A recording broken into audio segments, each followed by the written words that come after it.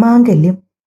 ഏറെ നേരം ആ നിൽപ്പ് തുടർന്ന് പതിയെ ജാനിയുടെ ഹൃദയമിടിപ്പ് നേരെയായി. അവൾ ജഗനിൽ നിന്നും അടർന്നു മാറാൻ ശ്രമിച്ചതും അവന്റെ കൈകൾ കൂടുതൽ മുറുക്കത്തോടെ അവളുടെ ഇടുപ്പിൽ അമർന്നു.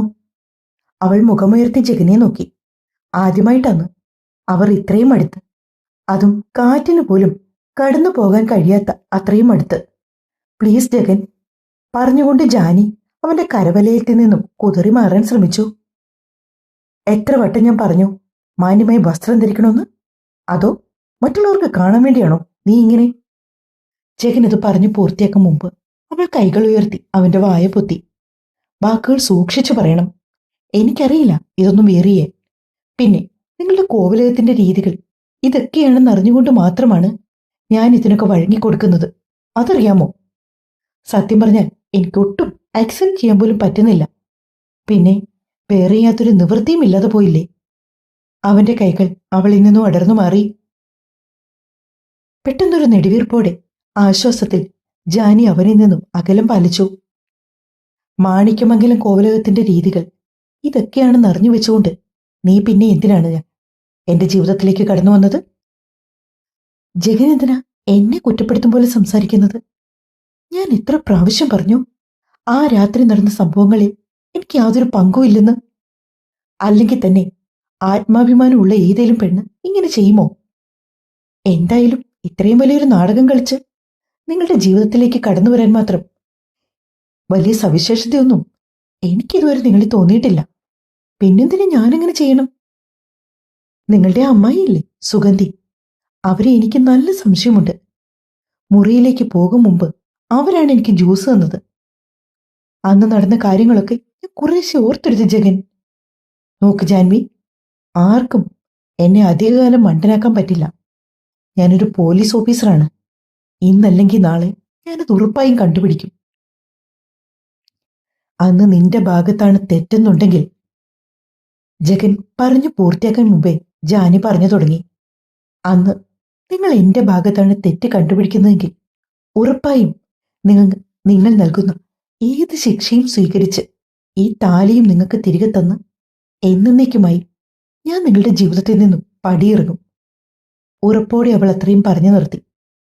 ഇനി എന്റെ ഭാഗത്താണ് ശരിയെന്ന് നിങ്ങൾ കണ്ടുപിടിക്കുകയാണെങ്കിലും നിങ്ങളുടെ ഈ ജീവിതത്തിൽ നിന്ന് ഇറങ്ങിപ്പോകാൻ എനിക്ക് സന്തോഷമേ ഉള്ളൂ. കാരണം ഇങ്ങനെയൊരു ജീവിതമായിരുന്നില്ല ഞാൻ ആഗ്രഹിച്ചത്.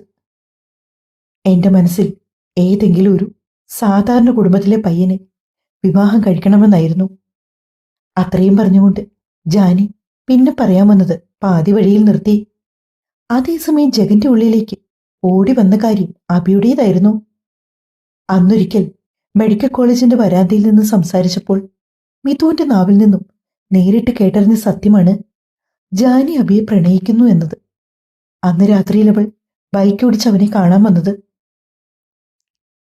ഒരു പക്ഷേ രാത്രി അങ്ങനെ കോവിലകത്ത് സംഭവിച്ചില്ലായിരുന്നെങ്കിൽ തീർച്ചയായും ജീവിതത്തിൽ ഒന്നാകേണ്ടി വരുന്ന അവരായിരുന്നു. ഇനി ഇവൾ അതുതന്നെയാണോ അല്പം മുൻപ് പറഞ്ഞു പൂർത്തിയാക്കാതെ ഇടയ്ക്ക് വെച്ച് നിർത്തിയത്? ജഗൻ മനസ്സിലോർത്തു.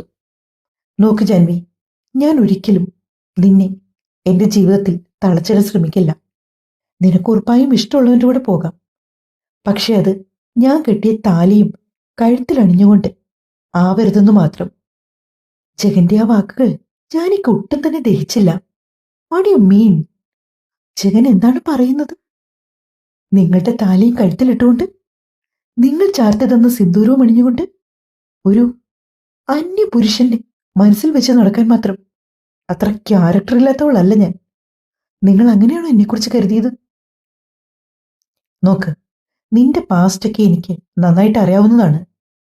കൂടുതൽ പുണ്യാളത്തെ ചമയുണ്ട് കേട്ടോ. പെട്ടെന്ന് ജഗന്റെ വായിൽ നിന്നും അങ്ങനെ വീണുപോയി.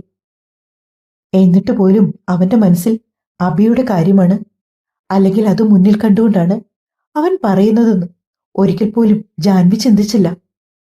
കാരണം അന്ന് മിഥുവും ജഗനും തമ്മിലുണ്ടായ സംസാരവും താൻ അബിയെ പ്രണയിക്കുന്നു എന്നൊരു കള്ളം മിഥു ജഗനോട് പറഞ്ഞതുമൊക്കെ ജാനി അന്നേ മറന്നു കളഞ്ഞതാണ്. അതുകൊണ്ട് അവളുടെ ഓർമ്മയിൽ പോലും അതൊന്നും തെളിഞ്ഞില്ല. എന്തായാലും ഇപ്പോ നിങ്ങൾക്ക് ഞാനൊരു ഉറപ്പ് തരാം. നിങ്ങൾ കെട്ടിയ താലി എന്റെ കഴുത്തിൽ ഉള്ളിടത്തോളം കാലം നിങ്ങളെ ഭർത്താവായി പൂർണ്ണമായി അംഗീകരിക്കാൻ കഴിയില്ലെങ്കിൽ പോലും മറ്റൊരു പുരുഷന് എന്റെ ജീവിതത്തിലും മനസ്സിലും സ്ഥാനം ഉണ്ടാവില്ല. ജാനിയുടെ ആ വാക്കുകൾക്ക് ജഗൻ മറുപടിയൊന്നും പറഞ്ഞില്ല. പകരം അവളുടെ കണ്ണുകളിലേക്ക് സൂക്ഷിച്ചു നോക്കി. അവൾ പറയുന്ന വാചകങ്ങൾക്ക് കാതോർത്ത് നിൽക്കുകയായിരുന്നു അവൻ അത്രയും നേരം. അതേസമയം തുളസിത്തറയിൽ വിളക്ക് വെച്ച് എല്ലാവരും സന്ധ്യാപ്രാർത്ഥനകളിൽ ഏർപ്പെട്ടു. ആരും കാവിലേക്ക് പോയ ജഗനെയും ജാനിയും പറ്റി ചിന്തിച്ചില്ല. മിഥുനാണെങ്കിൽ ഇരുന്നിട്ട് ഇരിപ്പുറിക്കുന്നില്ല. കാവിൽ പോയി വിളക്ക് വെച്ചിട്ട് വരാൻ ഇത്രയും നേരം വേണോ? ഇതെന്താ ഈ ഏട്ടനെയും ജാനിയും കാണാത്തത്? ഇനി രണ്ടാളും കാവിൽ വെച്ച് ഒന്നും രണ്ടും പറഞ്ഞ് വഴക്കായോ? മിഥു ഓർത്തുകൊണ്ട് അസ്വസ്ഥമായ മനസ്സോടെ പ്രാർത്ഥനകളിൽ പങ്കുചേർന്നു. അതരങ്ങൾ പ്രാർത്ഥനാഗീതങ്ങൾ മൊഴിയുന്നുണ്ടെങ്കിലും അവളുടെ മനസ്സ് കാവിൽ എന്ത് സംഭവിച്ചു കാണും എന്ന ചിന്തയിലാണ്. വാ, കോവിലകത്തേക്ക് തിരികെ പോകാം. ജഗന്റെ ശബ്ദം കാതിൽ വന്ന് പതിഞ്ഞപ്പോഴാണ് ജാനി നിന്നിടത്ത് നിന്ന് അനങ്ങിയത്. ഇങ്ങോട്ട് വന്ന പോലെ തന്നെ ജഗൻ മുന്നേ നടന്നു. പിന്നാലെ ജാനിയും. അവളുടെ ഉള്ളിലിരുന്ന ആരോ പിന്നോട്ട് തിരിഞ്ഞു നോക്കുന്നു അവളോട് മന്ത്രിച്ചുകൊണ്ടേയിരുന്നു. പക്ഷെ അവൾക്കൊരുതരം ഭയമായിരുന്നു. തിരിഞ്ഞു നോക്കിയാൽ ഒരുപക്ഷേ താൻ ഇനി അവിടെ കാണാൻ പോകുന്ന കാഴ്ച എന്തായിരിക്കും?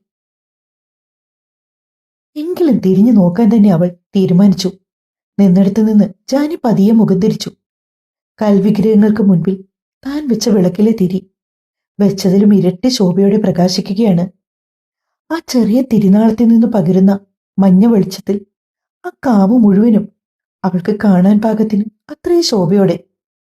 അല്പനേരം മുന്നോട്ട് നടന്നിട്ടും തനിക്ക് പിന്നാലെ അവൾ വരുന്നില്ലെന്നറിഞ്ഞുകൊണ്ടാണ് ജഗൻ തിരിഞ്ഞു നോക്കിയത്. തന്നിൽ നിന്നും അല്പദൂരം പിന്നിലായി കാവിലേക്ക് നോക്കി നിൽക്കുകയാണ് ജാനി. ജാൻവി! ജഗൻ വിളിച്ചതും അവൾ അവനെയും പിന്നെ ദീപത്തെയും മാറി മാറി നോക്കി. താൻ വരുന്നില്ലേ? വരുന്നു. എങ്കി വാ. അധിക നേരം അവിടെ നിൽക്കണ്ട. കുറച്ചു മുമ്പ് ഒരു പാമ്പങ്ങോട്ട് ഇഴിഞ്ഞു പോയത് ഓർമ്മയുണ്ടല്ലോ? ജഗനത് ചോദിച്ചതും ജാൻവി അല്പം പേടിയോടെ നടന്ന് അവന്റെ ഒപ്പം എത്തി. പിന്നീട് അവരിരുവരും ഒന്നിച്ചു നടന്നു.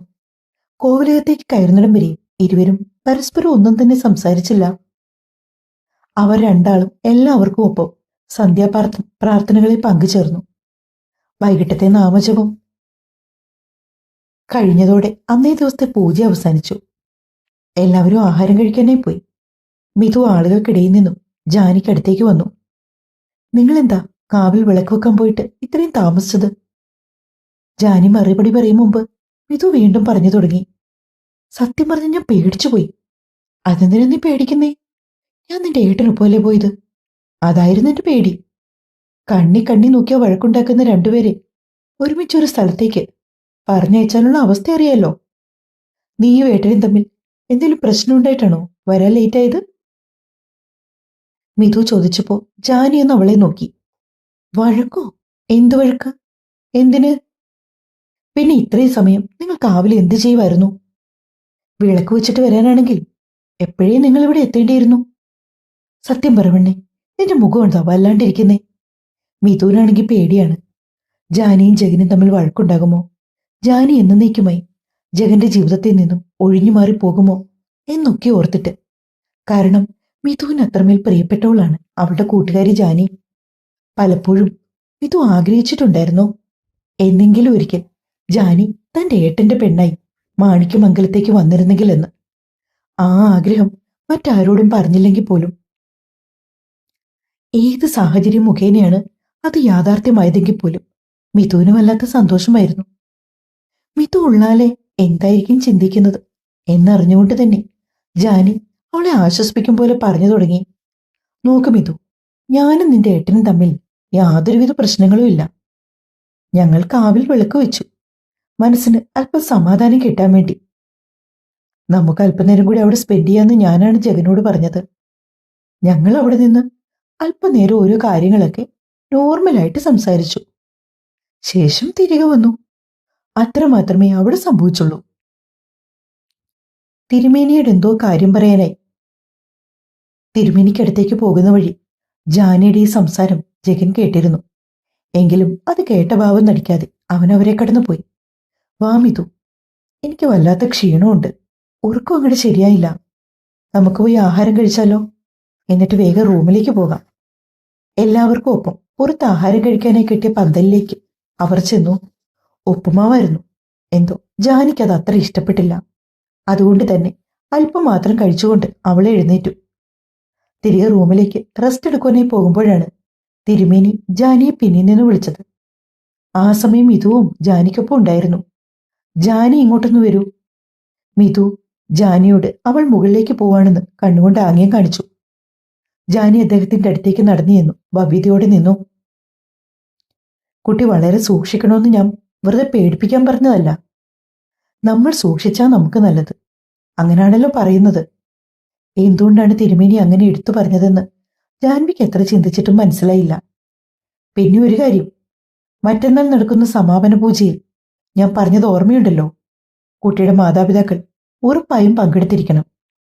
മക്കളുടെ ദീർഘായുസിന് വേണ്ടി സ്വന്തം അച്ഛനും അമ്മയും പ്രാർത്ഥിക്കുന്നതിനോളം വരില്ല ഒരു പൂജയുടെയും ശക്തി. അവളുടെ മുഖത്തെ വ്യത്യാസം പെട്ടെന്ന് തന്നെ തിരിച്ചറിഞ്ഞ തിരുമേനി, ഒന്നുകൊണ്ടും ഭയപ്പെടേണ്ട, ദാ ഇത് കയ്യിൽ സൂക്ഷിച്ചോളൂ. അതും പറഞ്ഞുകൊണ്ട് തിരുമേനി തന്റെ കൈപ്പിടിയിൽ നിന്നും ഒരു വെള്ളിത്തകിട് ജാനിയുടെ കയ്യിലേക്ക് കൊടുത്തു. അവളത് ഇരു കൈയും നീട്ടി സ്വീകരിച്ചു. ദേഹത്ത് ധരിക്കണമെന്ന് നിർബന്ധമില്ല, എപ്പോഴും കയ്യിൽ കരുതണം. അതായത് പുറത്തെവിടെയെങ്കിലും പോവുകയാണെങ്കിൽ ബാഗിലോ അങ്ങനെ എവിടെയെങ്കിലും. ജാൻവി എവിടെയുണ്ടോ അവിടെ ഇതിന്റെ സാന്നിധ്യവും ഉണ്ടാവണം. കുറഞ്ഞത് ഇനി വരാൻ പോകുന്ന 6 മാസത്തേക്കെങ്കിലും. തിരുമേനി പറഞ്ഞതെല്ലാം അവൾ തലകുലുക്കി കേട്ടു. ശേഷം മുകളിലെ അവരുടെ മുറിയിലേക്ക് നടന്നുപോയി. കുറച്ച് ദിവസങ്ങൾ കൊണ്ട് തന്റെ ജീവിതത്തിൽ എന്തൊക്കെയാണ് സംഭവിച്ചിരിക്കുന്നത്? തനിക്ക് ഉൾക്കൊള്ളാൻ കഴിയാത്തതിലും അധികം കാര്യങ്ങൾ നടന്നു കഴിഞ്ഞിരിക്കുന്നു. ഒരുപക്ഷെ അന്നാ രാത്രി ഇങ്ങനെയൊന്നും സംഭവിച്ചില്ലായിരുന്നുവെങ്കിൽ ഏത് രീതിയിലാവും തന്റെ ജീവിതം? ജാനി ആലോചിച്ചു. പണ്ടെപ്പോഴോ വായിച്ചു മറന്ന ചില വാചകങ്ങൾ അവളുടെ മനസ്സിലേക്ക് ഒഴുകിയെത്തി. ചിലപ്പോ നമ്മൾ വിചാരിച്ചതുപോലെ കാര്യങ്ങൾ നടക്കാതിരിക്കുന്നതും നമ്മുടെ നല്ലതിന് തന്നെയാകും. എല്ലാം നിശ്ചയിക്കുന്നത് ഭഗവാനല്ലേ? അതും മനസ്സിലോർത്തുകൊണ്ട് അവൾ കുളിച്ചു മാറാനുള്ള ഡ്രസ്സും എടുത്ത് ബാത്റൂമിലേക്ക് കയറി. വല്ലാത്തൊരു ചൂട് അവൾക്ക് എപ്പോഴും ഫീൽ ചെയ്യും. അതുകൊണ്ടാണ് ജാനി കുളിക്കാൻ വേണ്ടി പോയതും. അവൾ ഫ്രഷായി തിരികെ ഇറങ്ങിയപ്പോഴും ജഗൻ വന്നിട്ടുണ്ടായിരുന്നില്ല. തിരുമേനി തന്ന വെള്ളിത്തകിട് അവൾ കഴുത്തിൽ കിടന്ന കുഞ്ഞു മാലയിലേക്ക് കോർത്തിട്ടു. മാലയുടെ തുഞ്ചത്ത് കിടന്ന ബട്ടർഫ്ലൈ ഷേപ്പിലെ ഡയമണ്ട് ലോക്കറ്റിനൊപ്പം അതും അവളുടെ കഴുത്തിൽ പറ്റിച്ചേർന്ന് കിടന്നു. എന്തുകൊണ്ടും അത് ഉപേക്ഷിച്ച് കളയാൻ അവൾക്ക് മനസ്സ് വന്നില്ല. ഒരുപക്ഷെ കയ്യിൽ സൂക്ഷിക്കാമെന്ന് കരുതിയാൽ ഇതെവിടെയെങ്കിലും വെച്ച് നഷ്ടപ്പെട്ടു പോകും. അതല്ല, താൻ മറന്നു കളയും. ഇതാവുമ്പോ എപ്പോഴും തന്റെ കൂടെ തന്നെ ഉണ്ടാകൂല്ലോ, അവൾ മനസ്സിലോർത്തു.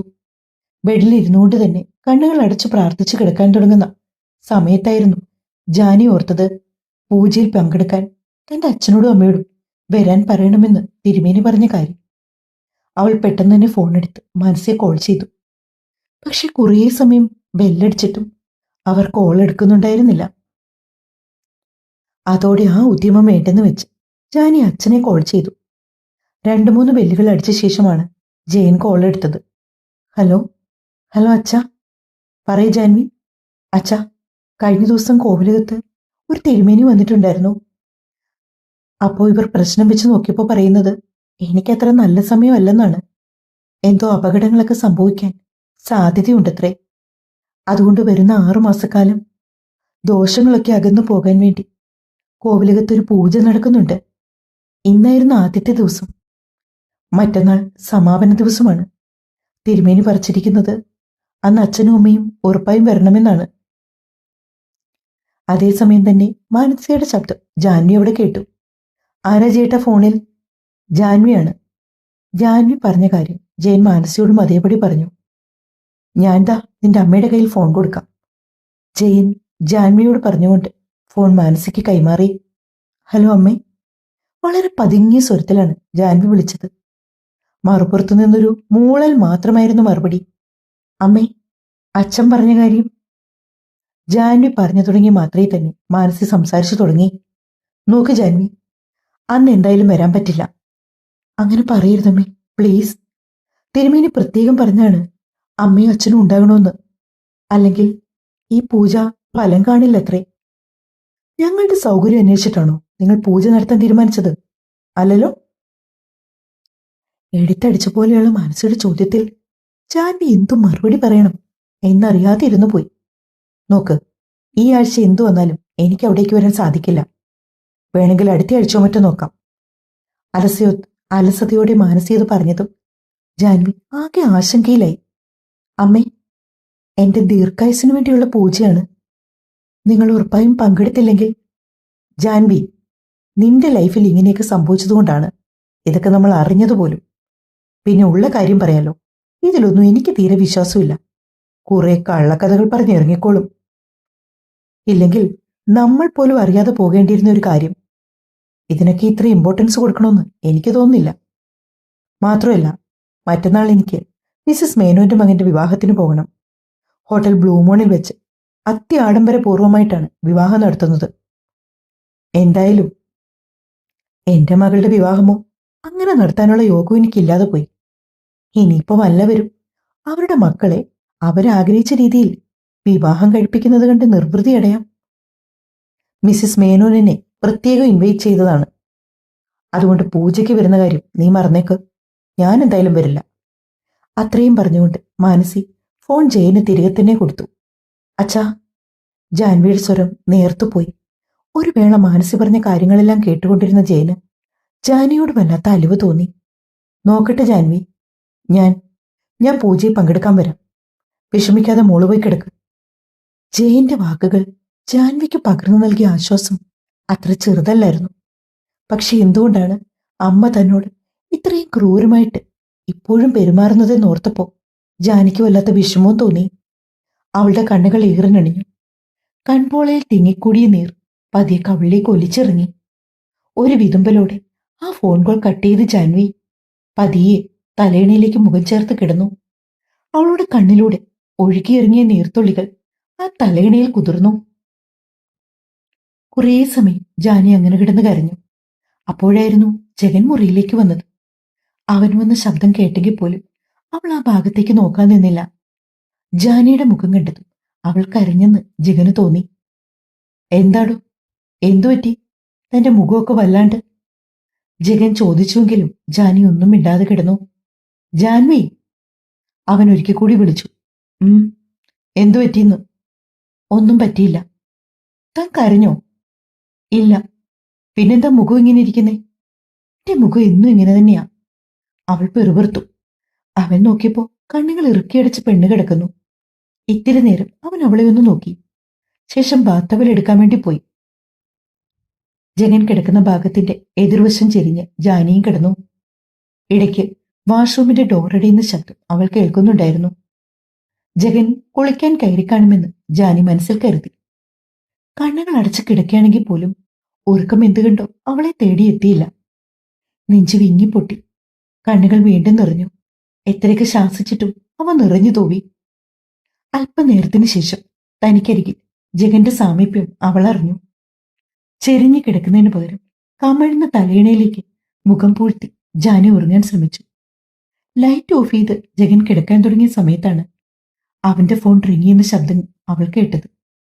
നേരിയ രീതിയിൽ ഉറക്കം വരുന്നുണ്ടായിരുന്ന ജാനിക്ക്. ഫോൺ എടുത്ത ജഗൻ കാര്യമായി തന്നെ സംസാരിക്കുന്നുണ്ട്. ആ, ഹലോ. ഇല്ല, ഞാൻ 2-3 ദിവസം കുറച്ച് തിരക്കിലാണ്. ഇവിടെ ഒരു പൂജ നടന്നുകൊണ്ടിരിക്കുകയാണ്. അതുകൊണ്ട് എനിക്കെന്തായാലും 2 ദിവസത്തേക്ക് കോവിലകം വിട്ട് പുറത്തേക്ക് പോകാൻ കഴിയില്ല. അതിനുശേഷം പോകുന്നുണ്ട്. എന്തായാലും എല്ലാത്തിനും ഒരു അവസാനം വേണ്ടേ? ജഗന്റെ ഭാഗത്തു നിന്നുള്ള ഈ വക സംസാരങ്ങൾ പാതി മയക്കത്തിലും അവൾ വ്യക്തമായി തന്നെ കേട്ടു. മറുഭാഗത്ത് ആരാണെന്നോ അവരെന്തിനാണെന്നോ ഇങ്ങനെയൊക്കെ സംസാരിച്ചതെന്നോ ഒന്നും അവൾക്ക് ആ സമയം ചിന്തിക്കാൻ പോലും തോന്നിയില്ല. ജഗൻ വീണ്ടും വന്നിട്ട് അരികെ കിടന്നപ്പോ ജാനി ഉറങ്ങിയിരുന്നു. തലേദിവസം വൈകിട്ട് താമസിച്ച് എഴുന്നേറ്റതുകൊണ്ട് തന്നെ പിറ്റേന്ന് നേരത്തെ ഉറക്കമുണരാൻ വേണ്ടി അവൾ അലാറം വെച്ചിരുന്നു. കൃത്യം 6 തന്നെ അവളുടെ അലാറം ശബ്ദിച്ചു. അലാറം അടിച്ചതും ജാനി ചാടിപ്പടിഞ്ഞ് എഴുന്നേൽക്കുന്നതുമെല്ലാം കണ്ണു തുറന്നില്ലെങ്കിൽ പോലും ജഗൻ അറിയുന്നുണ്ടായിരുന്നു. ഇന്നലെ പക്ഷെ പതിവ് പോലെ അവളുടെ കയ്യോ കാലോ ഒന്നും തനിക്കടുത്തേക്ക് വന്നില്ല. പെണ്ണിന് എന്തു പറ്റുമോ എന്ന് ജഗൻ മനസ്സിലോർത്തു. തുടരും. അടുത്ത പാർട്ട് ഇന്ന് 8 PM ആകുമ്പോൾ ഇടാം കേട്ടോ. എപ്പോഴും പറയും പോലെ സപ്പോർട്ട് മറക്കല്ലേ.